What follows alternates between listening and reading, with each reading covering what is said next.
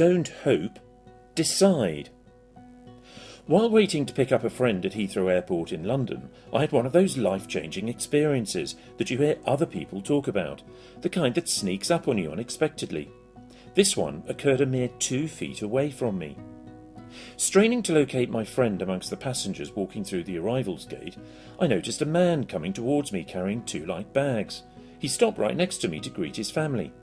First, he motioned to his youngest son as he laid down his bags. They gave each other a long, loving hug. As they separated enough to look in each other's face, I heard the father say, "It's so good to see you, son. I missed you so much." His son smiled somewhat shyly, averted his eyes and replied softly, "Me too, Dad." Then the man stood up, gazed in the eyes of his oldest son, and while cupping his son's face in his hand said, "You're already looking quite the young man. I love you very much." They too hugged, a most loving, tender hug. While this was happening, a baby girl, perhaps 1 or 1.5, was squirming excitedly in her mother's arms, never once taking her little eyes off the wonderful sight of her returning father. The man said, "Hi, baby girl," as he gently took the child from her mother. He quickly kissed her face all over, and then held her close to his chest whilst rocking her from side to side.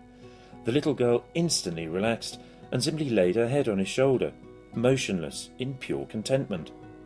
After several moments he handed his daughter to his oldest son and declared, "I've saved the best for last," and proceeded to give his wife the longest, most passionate kiss I ever remember seeing. He gazed into her eyes for several seconds and then silently mouthed, "I love you so much." They stared at each other's eyes, beaming big smiles at one another while holding hands. For an instant they reminded me of newlyweds, but I knew by the age of their kids that they couldn't possibly be.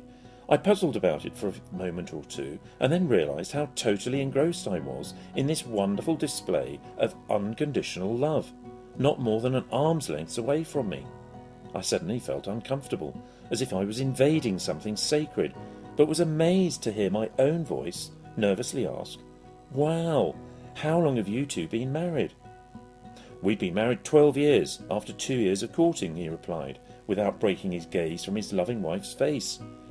"Well then, how long have you been away?" I asked. The man eventually turned and looked at me, still beaming his joyous smile. 2 whole days. I was stunned by the intensity of the greeting. I'd have assumed they'd been gone for at least several weeks, if not months. I know my expression gave away my thoughts. Hoping to end my intrusion with some grace and to get back to search for my friend, I said offhandedly, "I hope my marriage is still that passionate after 12 years. The man suddenly stopped smiling. He looked me straight in the eye, and with forcefulness that burned right into my soul, he told me something that left me a different person. He said, "Don't hope, my friend, decide." Then he flashed me one more wonderful smile, shook my hand, and walked away. Ever since then, I've stopped hoping or even predicting the future. Instead, I choose the future I want and go all out to make it happen. And you know what I've discovered? As Gary Player, the champion golf player, said, "The more I practice, the luckier I become." Vic's Fascinating Fables, stories to make you think.